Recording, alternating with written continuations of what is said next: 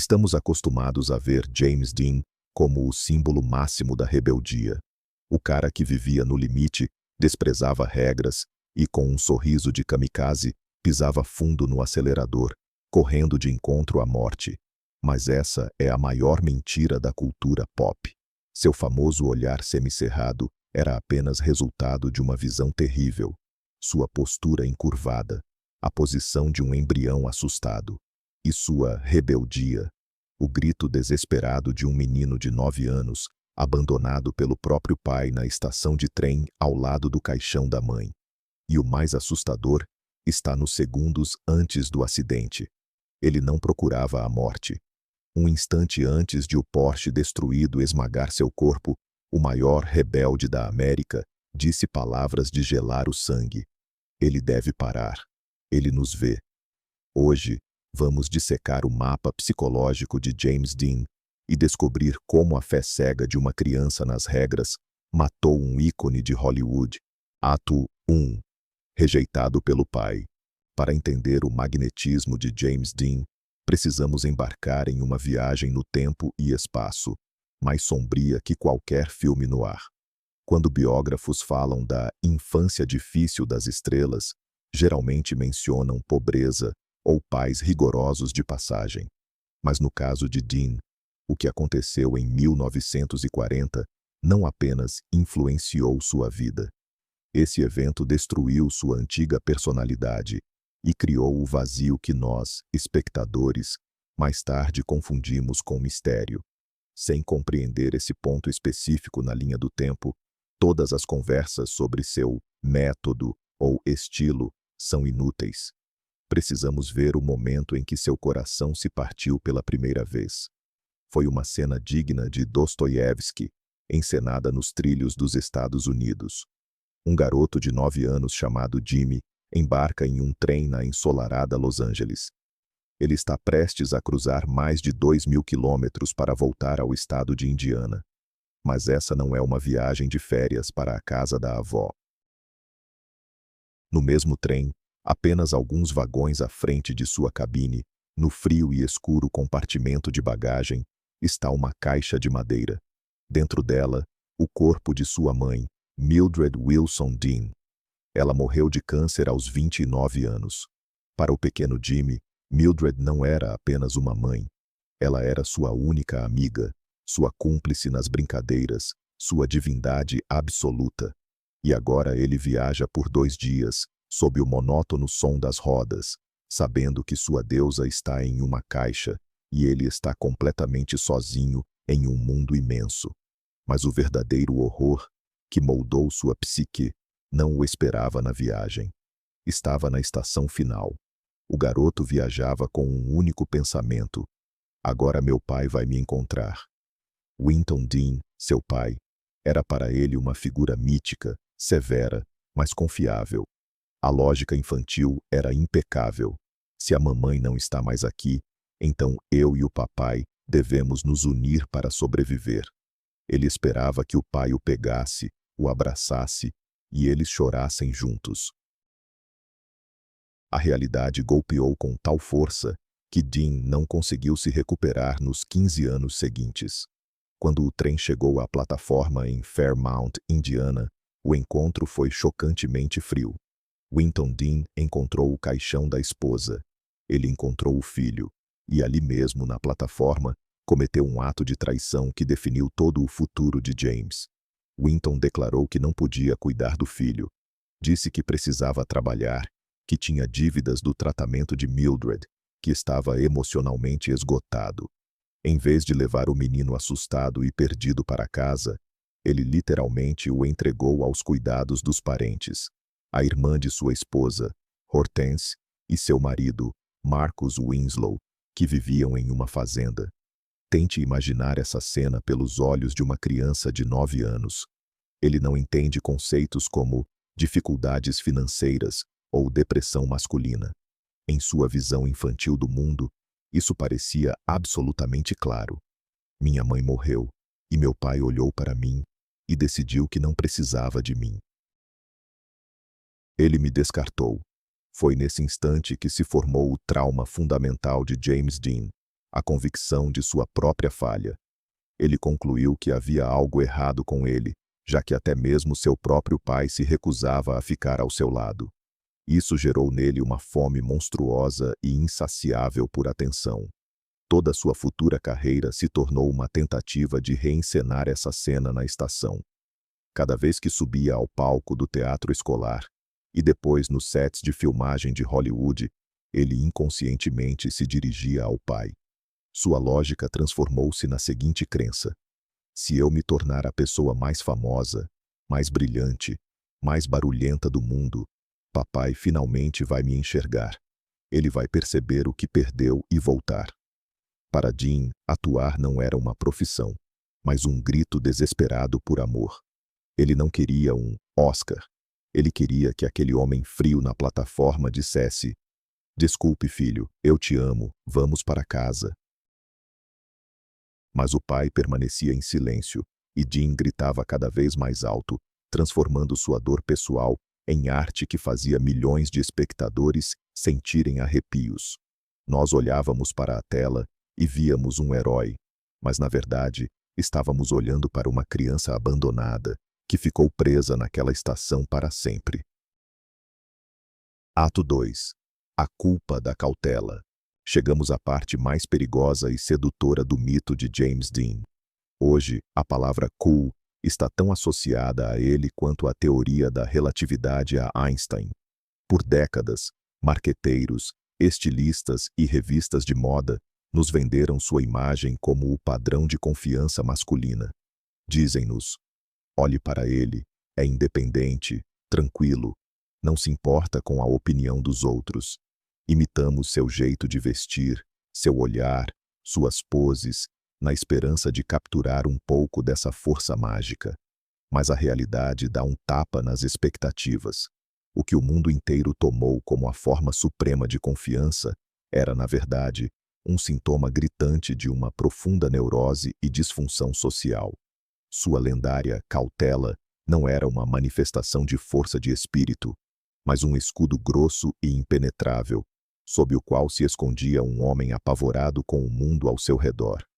Se tirarmos o brilho dessa imagem, veremos não um macho alfa, mas uma tartaruga assustada, que encolheu a cabeça nos ombros, esperando o golpe.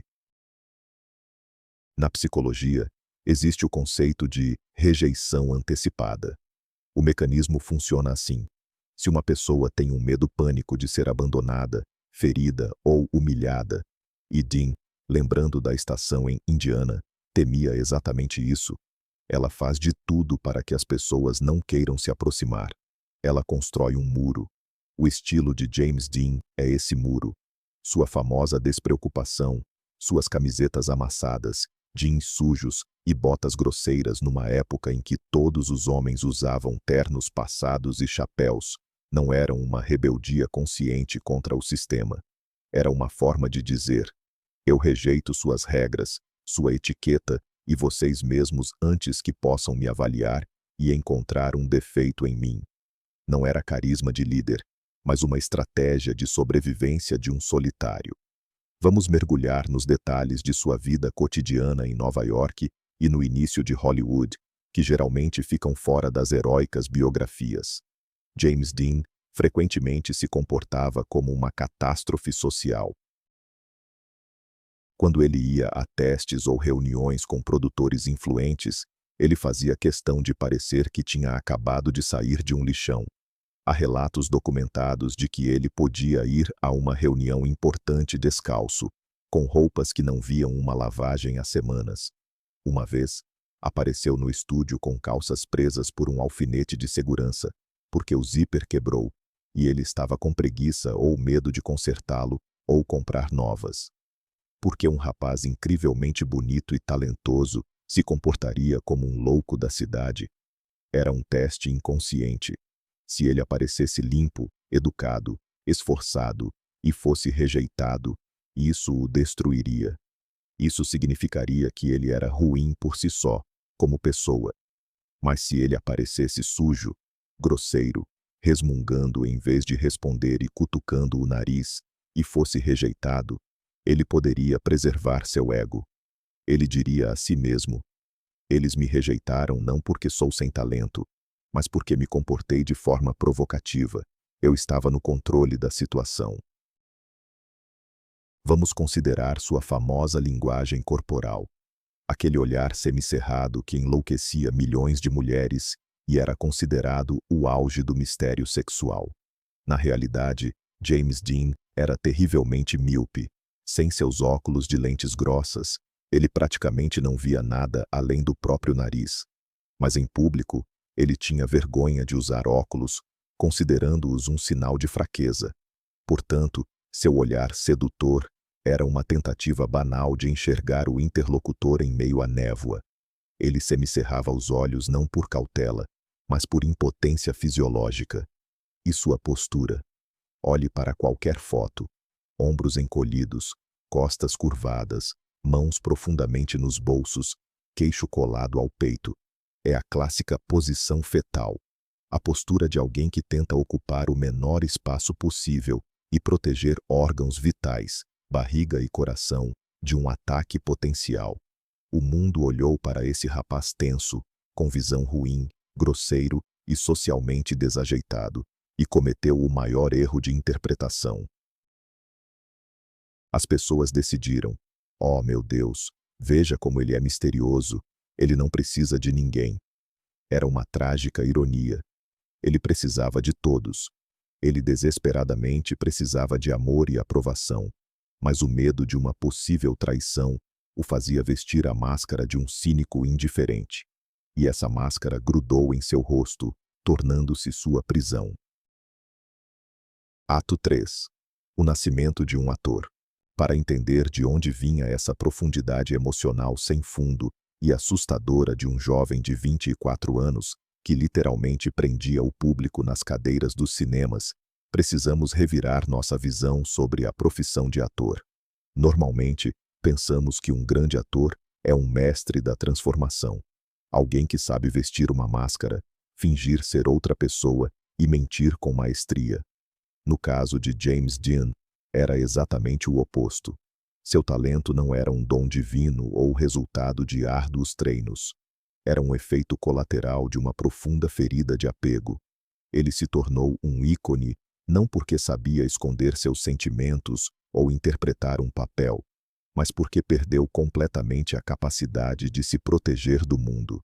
Essa nudez emocional, que hipnotizava a câmera, foi plantada nele pela pessoa mais importante de sua vida, sua mãe, Mildred.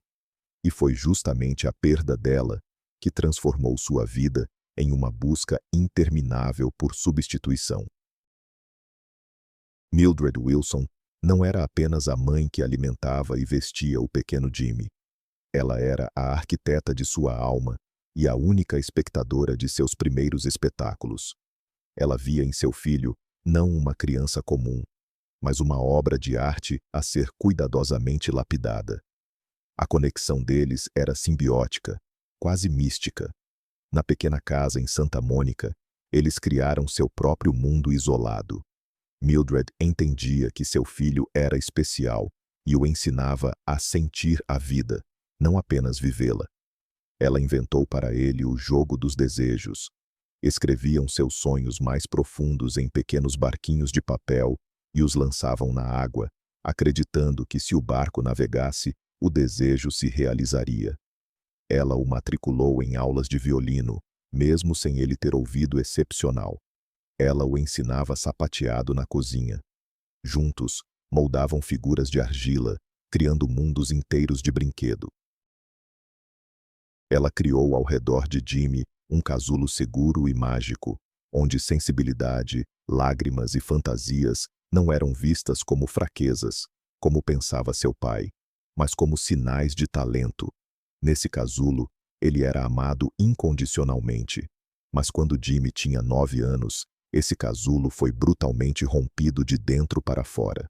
O câncer consumia Mildred de forma rápida e dolorosa. O menino viu o centro de seu universo se apagar, transformando-se de uma alegre inventora em uma sombra exausta. Sua morte não foi apenas a perda de um parente. Foi o colapso da própria realidade.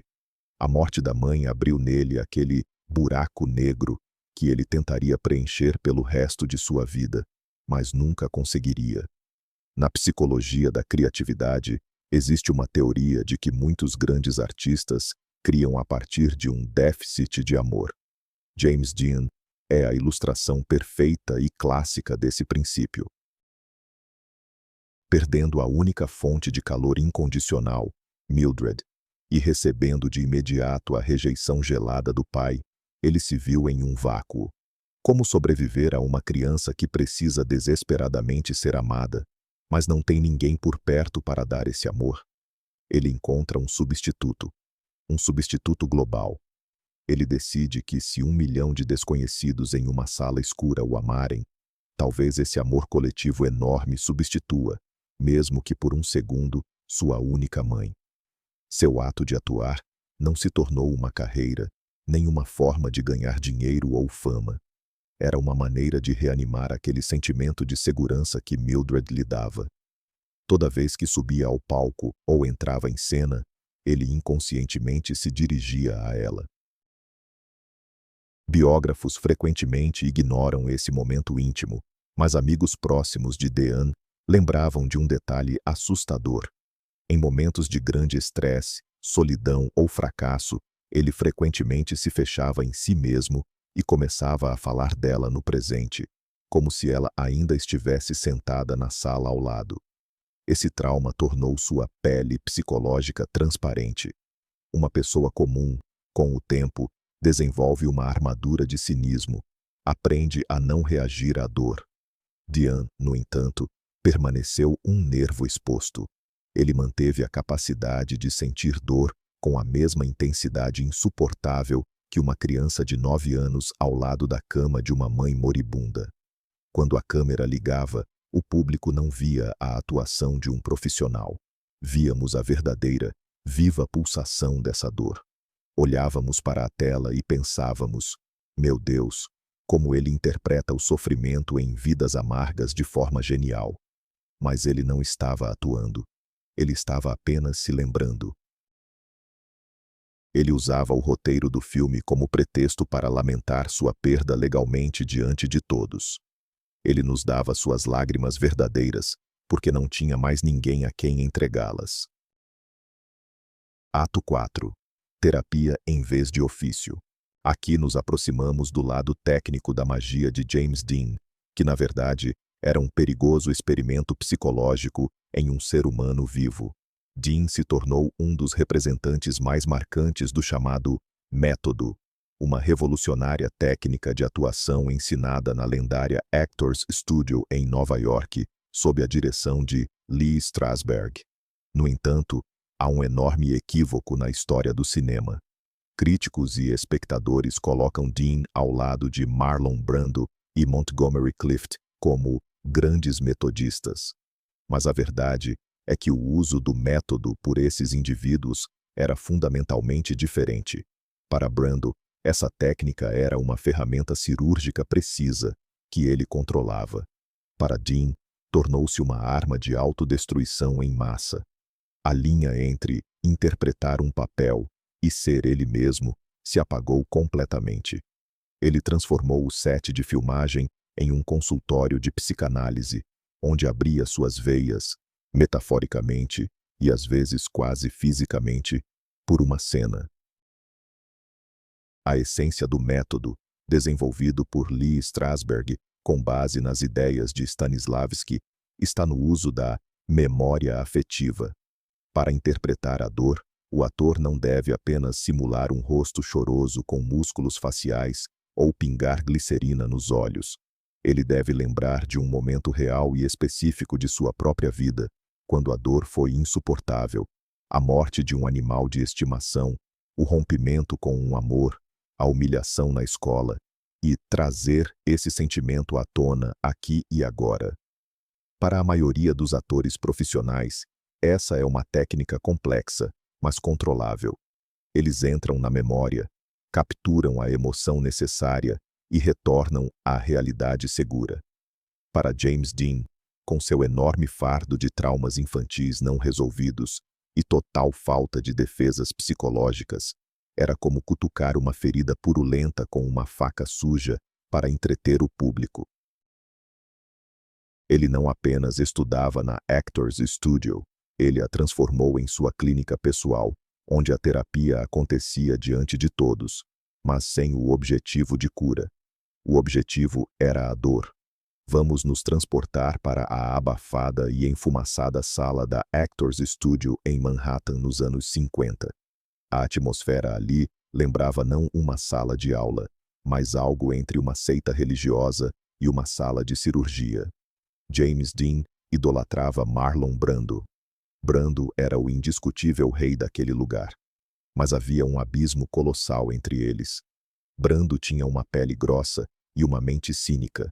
Ele podia ligar a raiva, destruir móveis em pedaços e um segundo após o corta, perguntar calmamente: "O que temos para o almoço?" Brando controlava seus demônios. Ele era o mestre deles.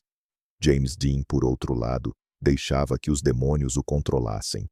Quando precisava chorar em um exercício, ele não usava técnicas de respiração. Ele mentalmente voltava àquele trem de 1940. Ele via novamente o caixão da mãe. Ele ouvia novamente a voz gelada do pai na plataforma. Ele abria suas memórias mais terríveis e bloqueadas repetidamente. Colegas da Actors Studio lembram que assistir aos exercícios de Dean era, às vezes, fisicamente doloroso e constrangedor. Não parecia arte. Parecia um verdadeiro colapso nervoso de uma pessoa mentalmente instável. Ele podia começar a gritar, bater a cabeça no chão, chorar de forma que não conseguiam acalmá-lo por meia hora após o término da sessão. Ele perdia a conexão com a realidade.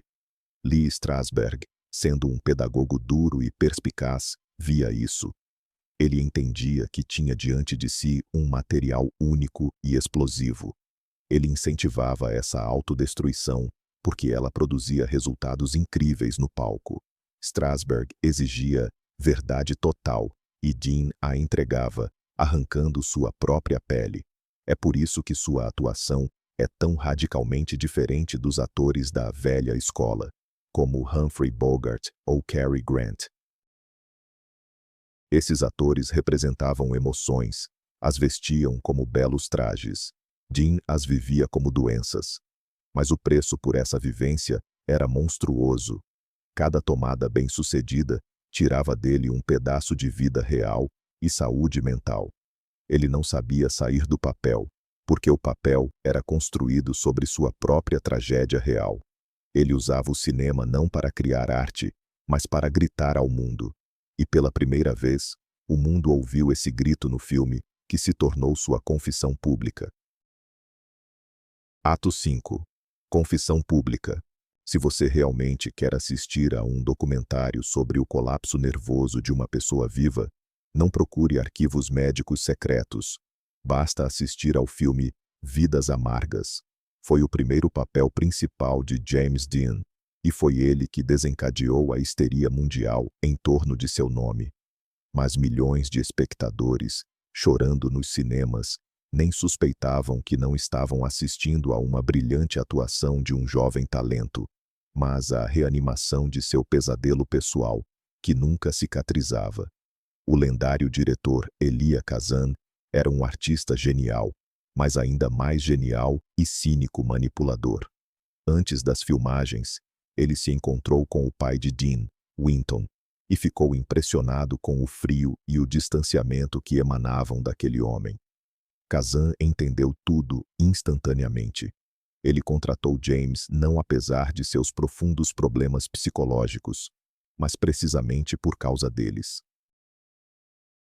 Ele precisava de um rapaz que realmente, em nível celular, odiasse seu pai e, ao mesmo tempo, desejasse seu amor com um tremor nas pernas.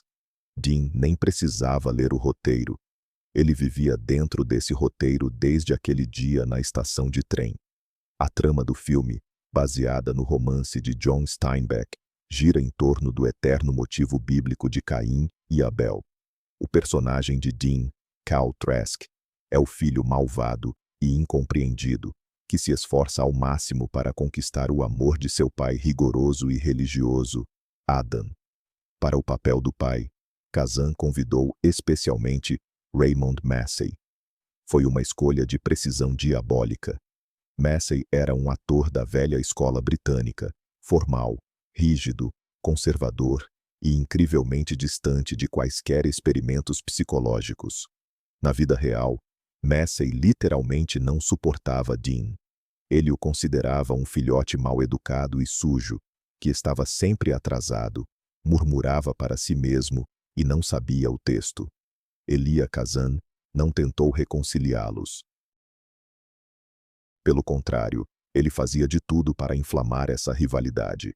Ele incentivava Dean a provocar Massey, insultá-lo, desconcertá-lo. Ele sussurrava a Massey que Dean estava deliberadamente zombando dele. No final, aquela tensão elétrica que vemos na tela não é química de atuação. É ódio real e incompreensão total entre duas pessoas. Para Dean, Raymond Massey deixou de ser um parceiro de cena. Ele se transformou em uma projeção viva de seu próprio pai, Winton Dean. O clímax desse cruel experimento psicológico ocorreu em uma das cenas mais famosas da história do cinema mundial, a cena do dinheiro de aniversário. Na trama, Cal, o personagem de Dean, ganha secretamente muito dinheiro especulando com feijões, para compensar as perdas do pai nos negócios. No aniversário do pai, Cal orgulhosamente lhe oferece um maço de notas, esperando que esse gesto finalmente derreta o gelo e lhe traga o tão esperado reconhecimento. Mas o pai, Massey, rejeita friamente o presente, dizendo que não aceitará dinheiro ganho na guerra e exige que ele devolva. No roteiro original, a reação de Cal era simples. Ele deveria se virar e sair correndo da sala. Mas James Dean não conseguiu fazer isso. O roteiro exigia uma ação, mas sua alma exigia um grito. Quando a câmera começou a filmar e Raymond Massey pronunciou suas palavras cruéis de rejeição com uma calma gelada, Dean perdeu os nervos. Ele não fugiu. Em vez disso, ele, sufocando em lágrimas, correu para o pai e o abraçou convulsivamente, quase sufocando-o, tentando literalmente extrair daquele homem de pedra ao menos uma gota de amor em resposta. Assista a essa cena novamente com atenção. Você verá o choque genuíno e o desprezo no rosto de Raymond Massey. Ele ficou paralisado. Suas mãos pendiam. Ele tentava se afastar.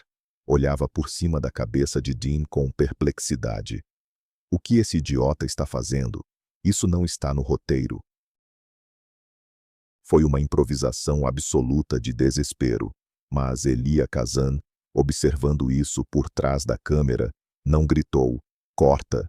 Ele deixou o filme continuar rodando. Aquele gemido animal que escapa da garganta de Dean, aquelas lágrimas que correm por seu rosto, não é Cal Trask chorando por um Adam fictício. É James Dean chorando por seu verdadeiro pai, Winton. Foi um momento de total, vergonhosa exposição da alma diante de milhões de espectadores. Ele mostrou ao mundo seu principal, terrível segredo. O verdadeiro rebelde não quer queimar a casa do pai. O verdadeiro rebelde quer que o pai simplesmente abra a porta e o deixe entrar em casa. Foi esse momento que quebrou a barreira invisível entre a tela e o público. Os adolescentes dos anos 50, acostumados a heróis de papelão, viram pela primeira vez não um personagem, mas uma dor viva e sangrando. Eles viram o que sentiam, mas tinham medo de mostrar. Dean permitiu que os homens chorassem. Mas ele mesmo pagou por isso ao apagar a linha entre sua vida e seu papel, perdendo-se completamente nesse labirinto de espelhos. Ato 6. Em busca do pai perfeito. Chegamos a um dos temas mais tabu e complexos da biografia de James Dean, frequentemente reduzido a fofocas sujas, ou, ao contrário, vergonhosamente silenciado. O mito de James Dean nos pinta a imagem de um lobo solitário, absoluto e intransigente. Imaginamos ele como um alfa que anda sozinho, troca de mulheres como quem troca de luvas e não se submete a ninguém. Essa imagem se tornou um modelo para milhões de homens. Mas se olharmos para sua vida real, para seus relacionamentos fora das sessões de fotos glamorosas, veremos um quadro que destrói completamente esse mito masculino. James Dean era patologicamente dependente. Ele fisicamente não conseguia ficar sozinho. Toda sua curta vida adulta não é uma história de conquistas de um herói amante, mas uma busca interminável e dolorosa por um pai perfeito que finalmente o aceitasse, o protegesse do mundo cruel e lhe dissesse o que fazer. Na Hollywood dos anos 50, muitos rumores circulavam sobre sua orientação sexual.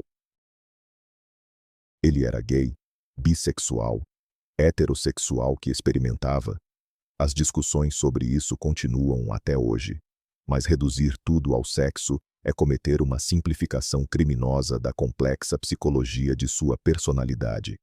Sexo para Dean era uma moeda, uma ferramenta, mas não o objetivo. Seus relacionamentos-chave com homens, seja em ligações românticas, amizades ou mentorias profissionais, sempre seguiam o mesmo padrão rígido. Ele procurava uma figura autoritária, forte e dominante, a quem pudesse se submeter.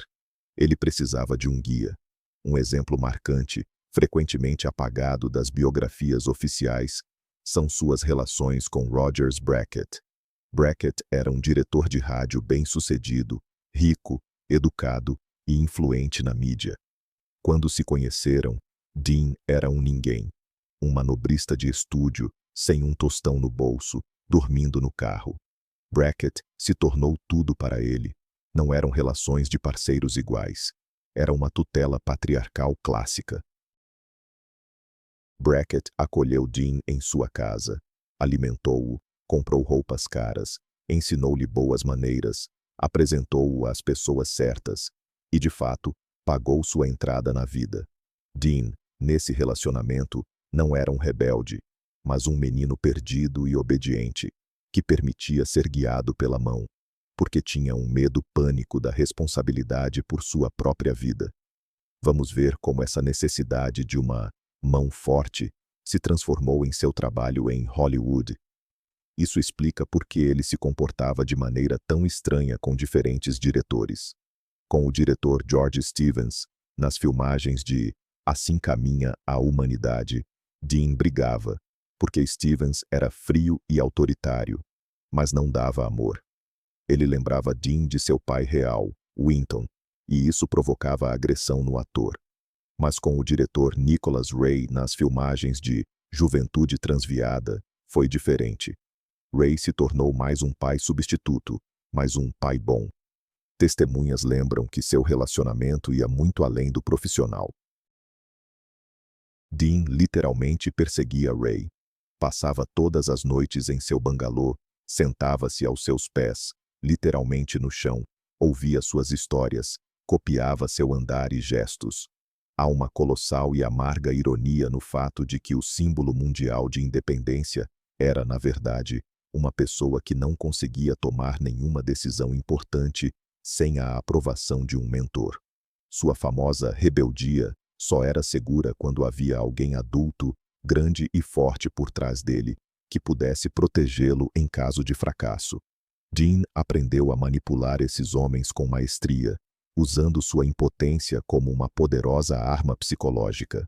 Ele intuitivamente entendeu: se ele parecesse suficientemente perdido, infeliz e vulnerável, sempre haveria alguém forte, cujo instinto de salvador seria ativado. Cuide de mim, porque eu mesmo não consigo. Era o que sua aparência transmitia. Essa é uma estratégia de sobrevivência de uma criança assustada, não uma estratégia de vida de um homem adulto. E foi justamente essa criança interior, em busca de proteção, que pregou uma peça cruel nele em seu filme mais famoso. O mundo inteiro viu o cara com a jaqueta vermelha descolada e achou que ele queria liberdade. Mas ninguém percebeu que a pessoa naquela jaqueta, na verdade, implorava por limites, regras e uma palavra paterna firme. Ato 7. A armadilha da jaqueta vermelha. Se você sair na rua e perguntar a um transeunte quem foi James Dean, provavelmente ele não lembrará de nenhum filme. mas ele descreverá uma imagem. O rapaz com a jaqueta vermelha encostado na parede. Essa jaqueta de nylon se tornou, para a cultura pop do século XX, algo como o santo sudário, um símbolo sagrado. Estamos acostumados a interpretar esse código de cor de forma direta. Vermelho significa perigo, agressão, sexo, revolução. Olhamos para o pôster e vemos um líder de gangue ditando suas regras. Mas essa imagem poderosa criou a maior ilusão da história do cinema. Vemos a imagem, mas não enxergamos a essência. Porque, se assistirmos à juventude transviada, com olhos abertos, sem a cegueira do fanatismo, veremos algo que contradiz completamente a lenda. Jim Stark, o personagem de Dean, não é um agressor. É uma vítima, implorando por punição, mas sem recebê-la.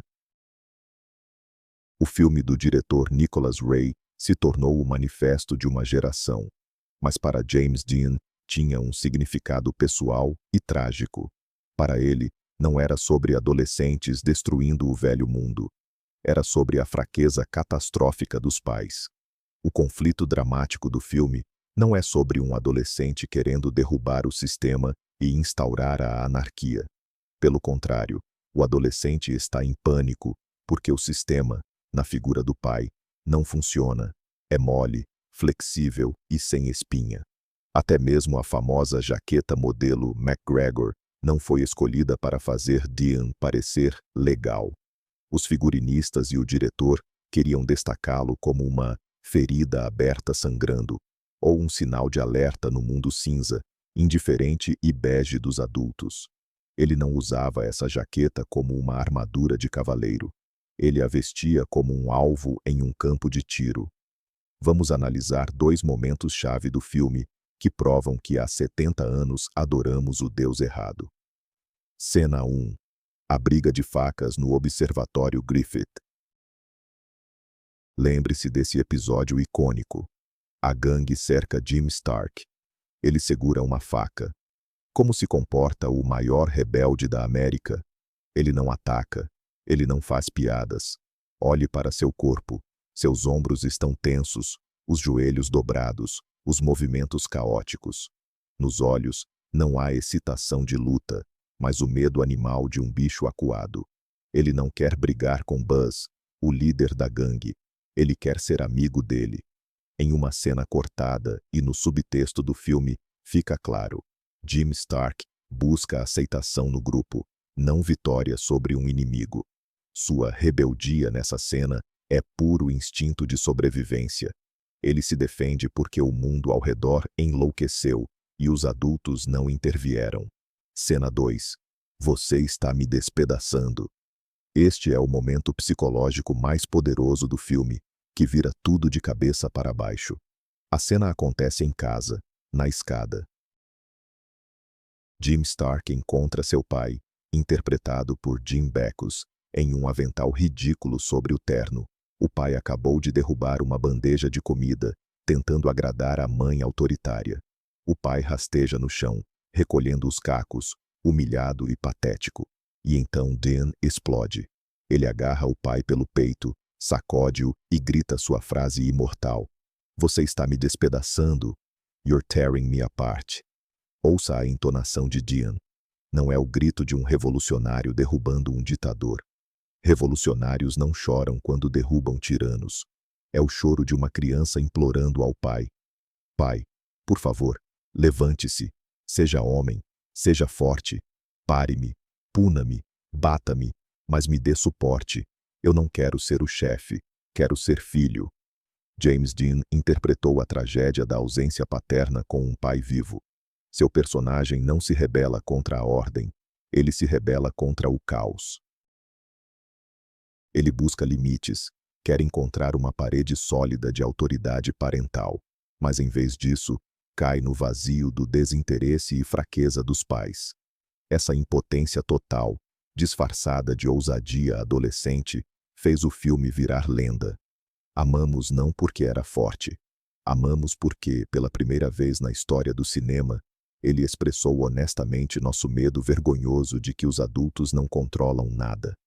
O mundo lembrou da jaqueta vermelha como um estandarte de liberdade, mas na verdade era um sinal de socorro de um navio afundando.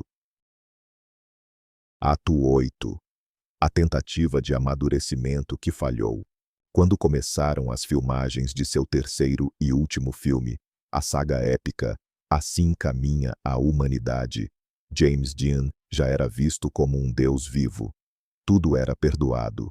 Atrasos, grosserias, excentricidades. O público e os críticos estavam prontos para carregá-lo nos braços. Mas foi justamente Assim Caminha a Humanidade que revelou os limites severos, quase fatais, de seu talento e, mais importante, de sua personalidade. Neste filme, o ator de 24 anos enfrentou uma tarefa ambiciosa que acabou sendo impossível: interpretar a vida de um homem em evolução. Ele precisava mostrar a transformação de seu personagem, o magnata do petróleo Jet Rink, de um jovem trabalhador pobre a um velho cansado da vida. E foi aí que a magia se quebrou. Assim Caminha a Humanidade não é o triunfo de James Dean, como muitos acreditam. É um testemunho documental de seu impasse psicológico. Ele fisicamente não conseguiu interpretar um homem adulto, porque, aos 20 e poucos anos, ainda estava psicologicamente preso aos 12. Ele não sabia como os adultos se comportavam, porque se recusava a crescer. Tudo começou com a escolha do diretor. George Stevens era o oposto completo dos pais do cinema anteriores de Dean, Elia Kazan e Nicholas Ray. Stevens não era um terapeuta, ele era um general do cinema. Rígido, meticuloso, autoritário, um profissional que fazia filmes grandiosos e exigia disciplina militar. Stevens deixou claro desde o início: ele não iria mimar uma estrela caprichosa. Não estava disposto a ouvir as feridas infantis de Dean ou ter conversas salvadoras com ele à noite. Ele via Dean friamente, como um trabalhador contratado que precisava saber suas falas e estar no lugar certo na cena. Para Dean, isso foi uma catástrofe. Ele estava acostumado a diretores que o amavam, admiravam sua dor e perdoavam suas crises. Stevens o privou de seu principal combustível, o apoio emocional da figura paterna.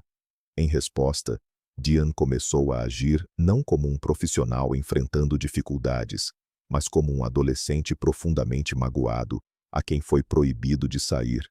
Ele declarou uma guerra de guerrilha ao diretor. Atrasava-se de propósito, ficava dias sem sair de seu trailer, dormia ostensivamente no set durante a preparação das luzes e murmurava suas falas tão baixo que os técnicos de som enlouqueciam. Vamos olhar atentamente para o terço final do filme, onde James Dean interpreta um milionário de 50 anos. Se desligarmos o respeito pela lenda e olharmos para a tela sobriamente, a cena parece quase caricatural. Os maquiadores fizeram um trabalho enorme. Rasparam a linha do cabelo de Dean para criar entradas. Pintaram seus cabelos de cinza, desenharam rugas. Mas sob essa camada de maquiagem, não vemos um homem idoso, carregando o peso dos anos vividos, compromissos e pecados. Vemos uma criança vestida com o terno do avô para uma apresentação escolar. Sua movimentação permaneceu a mesma, agitada, juvenil. Em sua paleta emocional, ainda estavam apenas as cores brilhantes, explosivas e hormonais da juventude. Ressentimento agudo, explosões de raiva, autopiedade. Faltavam completamente os tons sutis da maturidade, cansaço, calma cínica, autoridade pesada. Dean tentou interpretar a velhice através de atributos externos, mas seus olhos revelavam um menino assustado. O ápice desse fracasso foi a famosa cena do banquete, a última ceia de Jet Rink. No enredo, o velho e bêbado magnata deve fazer um discurso diante de uma sala cheia de convidados e depois cair de cara no prato. Durante as filmagens dessa cena, Dean decidiu usar seu amado método e se embebedou de verdade. Ele estava completamente bêbado. Como resultado, Quando as câmeras rodaram, ele começou a murmurar algo completamente ininteligível. Não era uma representação genial de um bêbado, era um delírio de bêbado. George Stevens ficou furioso, mas não houve tempo para refilmar a cena. Dean morreu poucos dias após o término das filmagens principais. E aqui está um fato assustador que muitas vezes é escondido. Na versão final do filme, que assistimos hoje, nessa cena crucial, não ouvimos a voz de James Dean. Sua fala estava tão ininteligível que teve que ser completamente dublada por outro ator, Nick Adams. Pense nisso. A maior cena do maior ator não é dublada por ele. Sua voz, a voz do eterno garoto, não serviu para o corpo de um homem adulto. Assim caminha a humanidade, provou algo terrível. Se James Dean não tivesse morrido na estrada, sua carreira poderia ter desmoronado por si só em alguns anos. Ele era um gênio da dor juvenil, mas organicamente não sabia como crescer. A morte o salvou de um beco criativo sem saída, da necessidade de amadurecer, algo que ele temia mais do que tudo.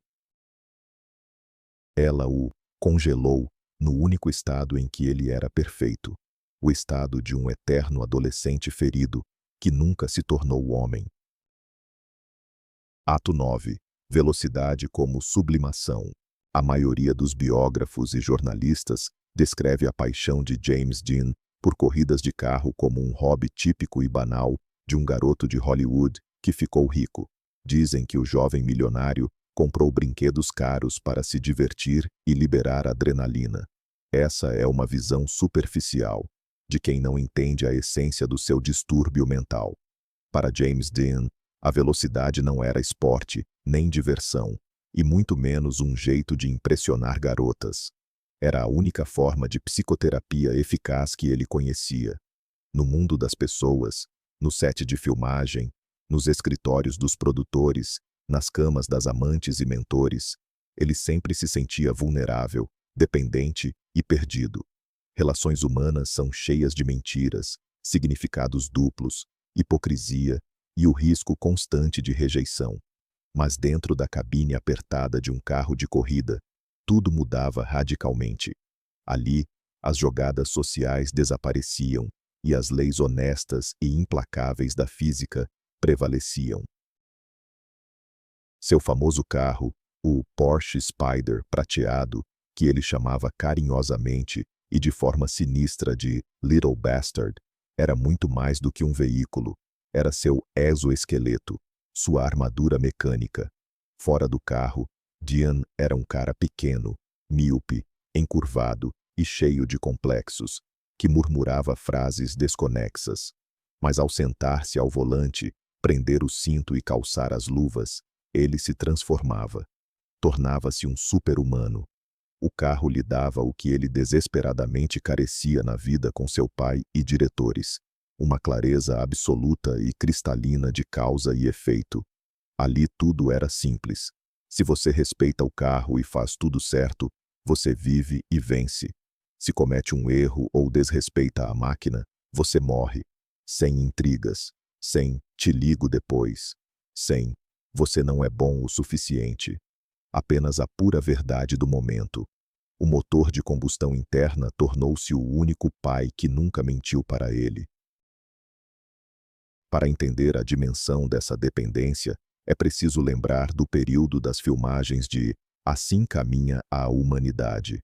O estúdio Warner Brothers, ciente dos riscos, proibiu Dean de participar de corridas até o fim das filmagens, sob pena de multas gigantescas e rescisão de contrato.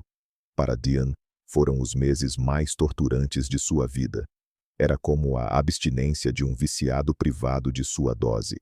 Sem sua única forma de antidepressivo, a velocidade, ele se tornou insuportável.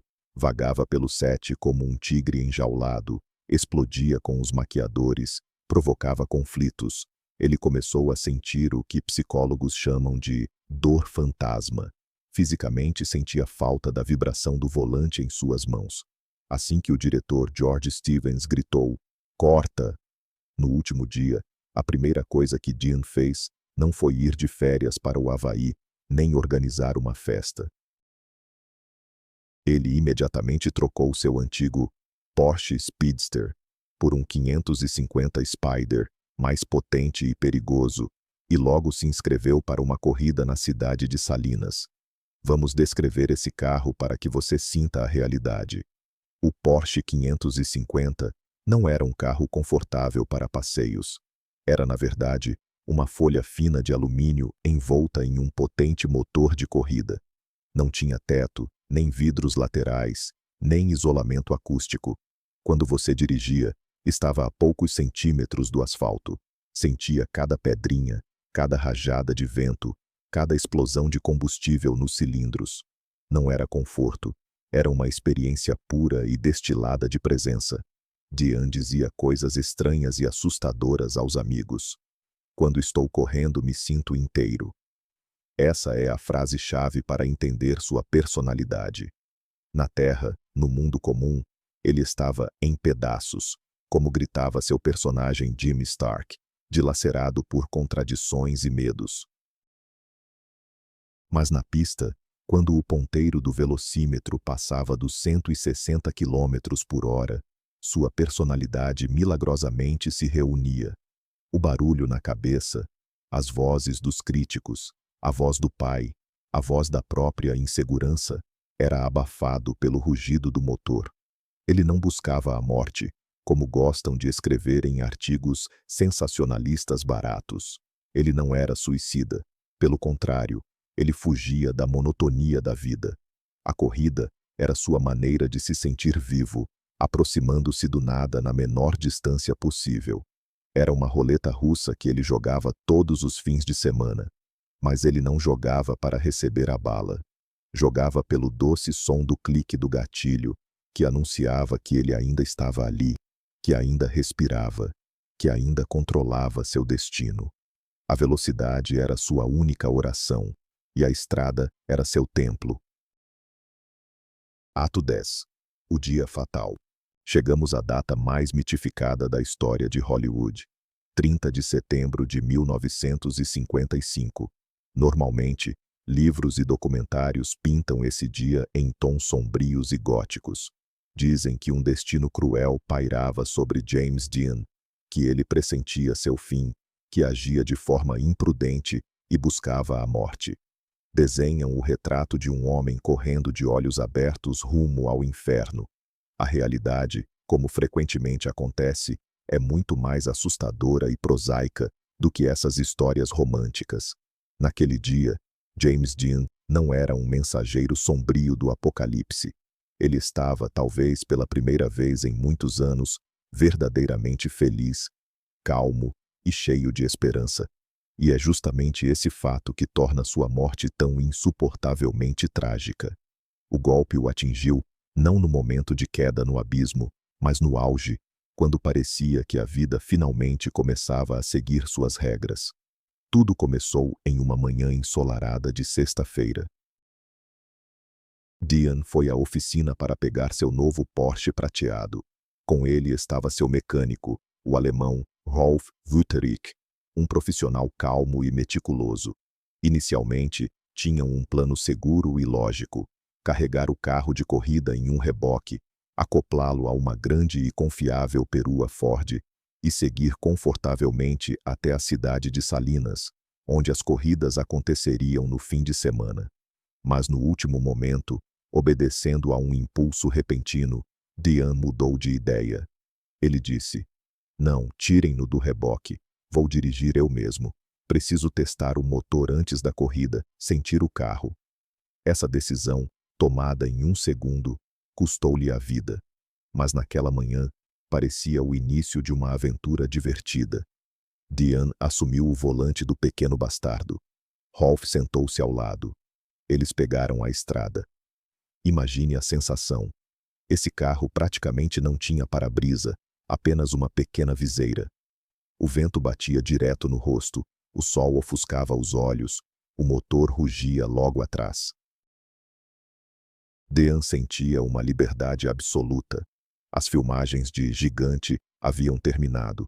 Os chefes do estúdio não podiam mais ditar o que ele deveria fazer ou vestir. Um fim de semana de velocidade e camaradagem masculina estava à frente. O episódio crucial, que destrói completamente a teoria do estado suicida, ocorreu por volta das 15h30. Na região de Bakersfield, uma patrulha policial avistou um ponto prateado voando pela estrada. O oficial Othy Hunter ligou a sirene e parou o Porsche. Dean estava a 105 km/h em uma zona onde o limite era 90. Normalmente, uma multa por excesso de velocidade é apenas um papel entediante, mas neste caso, é um documento psicológico crucial da época. Como se comportou o grande rebelde? Ele não foi rude com o policial. Ele não gritou, "Você sabe quem eu sou?" Ele não tentou fugir. James Dean comportou-se como um estudante travesso diante do diretor. Ele se justificou, explicou que o carro era novo, que não andava bem em marchas baixas. Ele assinou a multa obedientemente, prometeu dirigir mais devagar e se despediu educadamente. Essa multa é a ironia mais cruel do destino. Se o oficial Hunter o tivesse retido por mais 10 minutos para verificar os documentos, se ele tivesse emitido a multa mais devagar, se ele o tivesse prendido, Dean teria sobrevivido. Mas o efeito psicológico foi ainda mais profundo. Dean sentiu alívio. Em sua visão infantil do mundo, isso funcionou assim. Eu quebrei uma regra. Fui pego pelo sistema, o policial. Fui punido, multa. E agora estou limpo. Paguei minha dívida, então tudo ficará bem. Ele recebeu seu tapa nas mãos, e isso lhe deu uma falsa sensação de segurança. Eles continuaram a viagem. Dean e Rolf pararam no café de beira de estrada, Blackwell's. Tomaram uma Coca-Cola, comeram uma maçã. Testemunhas disseram que Dean estava de ótimo humor, rindo e fazendo piadas. Depois, voltaram para o carro. O sol começou a se pôr, inundando a estrada com aquela luz inquietante e ofuscante que aparece ao entardecer. O carro prateado e baixo, parecido com uma gota de mercúrio, praticamente se fundia com o asfalto cinza da rodovia 46. Dean colocou seus óculos e luvas de motorista. Ele estava relaxado, confiava na estrada, confiava em seu mecânico e confiava em seu pequeno bastardo. Ele acreditava que as regras do jogo eram claras. Ele via os outros o viam. Faltavam menos de 30 minutos para o fatídico cruzamento. Ele não buscava a morte naquele dia. Ele estava indo ao encontro da vida, que, ingenuamente, achava que finalmente o havia amado. Ato 11. O culto à juventude. Esta é a parte mais cínica, desconfortável e até cruel da nossa análise psicológica, mas sem ela, o quadro geral fica incompleto. Precisamos ter coragem para fazer uma pergunta honesta e provocativa. James Dean teria se tornado a maior lenda do século XX se tivesse sobrevivido àquele acidente? Se os médicos o tivessem salvado, juntado os pedaços, e ele continuasse vivo? A resposta provavelmente não vai agradar. A resposta é não. A morte foi seu agente de publicidade mais genial. Foi a tragédia na estrada que o conservou no momento de perfeição absoluta e inalcançável. Nós o amamos não tanto pelo que ele foi na realidade, mas pelo que ele poderia ter se tornado. Ele é uma promessa eterna, que nunca será quebrada, porque quem a fez partiu antes de nos decepcionar. Na indústria do entretenimento, especialmente em Hollywood, existe uma regra cruel e inevitável da entropia. Heróis envelhecem, engordam, ficam carecas, cometem erros e se vendem. O tempo destrói impiedosamente qualquer mistério. Olhe para o maior ídolo do próprio James Dean, Marlon Brando. No início dos anos 50, Brando era um deus, uma estátua grega viva, a personificação do magnetismo animal. Mas o tempo passou. Nos anos 70 e 90, Brando se transformou em um homem corpulento, caprichoso, excêntrico, que desprezava sua profissão. Atuava em projetos duvidosos por dinheiro e usava túnicas para esconder o peso extra. A realidade destruiu o mito de Brando. Vimos seu declínio. James Dean evitou esse destino triste. Ele fez uma manobra tática inacessível aos vivos. Ele permaneceu para sempre com 24 anos. Seu cabelo nunca caiu. Ele nunca teve barriga de cerveja ou queixo duplo. Ele nunca se divorciou com escândalos na imprensa. Ele não fez comerciais vergonhosos de maionese ou café por dinheiro quando a carreira declinou. E ele nunca interpretou papéis secundários de avós rabugentos. Ele ficou na memória coletiva da humanidade como a imagem perfeita e cristalina do cara de jaqueta vermelha, cheio de dor, beleza e esperança. Ele se tornou não um homem, mas um símbolo, um ícone que não pode ser profanado pela vida cotidiana. Vamos fazer um experimento mental e imaginar uma história alternativa onde Dean sobrevive. Tente visualizar isso. Imagine James Dean em 1965. Ele tem 34 anos. A era dos rebeldes de jaqueta de couro passou. Chegou a era dos hippies e do rock and roll. Dean, que sempre foi antiquado em seus gostos musicais, sente-se deslocado. Seu estilo de atuação, aquele mesmo drama e lágrimas, começa a parecer ultrapassado e forçado ao público. Imagine-o em 1980. Ele está quase com 50 anos.